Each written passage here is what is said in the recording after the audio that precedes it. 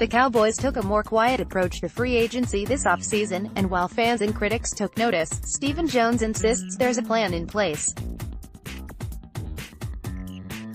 In a recent interview with Sports Illustrated, the team's COO, Executive Vice President, Director of Player Personnel discussed Dallas' market philosophy and how its inactivity doesn't mean it's not a contender. "The biggest thing is just that free agency. I just don't think you can make a living there," Jones said. "That's what we've always said. I think you're overpaying in free agency most of the time. Free agents are overvalued because you're competing in a market where you've got teams that don't have as many players they have to spend on, have to use cap space on. And the other thing is, I don't think you're ever one player away. It's a building process.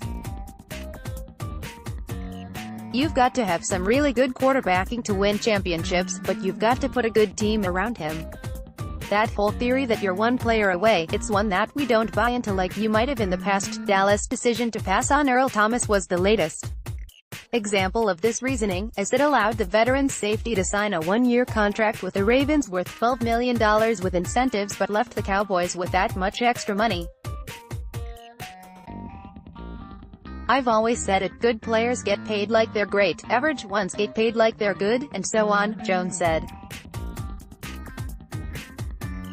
"Our philosophy, at the end of the day, is that if we sign a guy in free agency right now, we're basically giving up a player on our roster at some point that we'll want to keep, whether it's a Jalen Smith, it's Chidobe Awuzie, it's Byron Jones.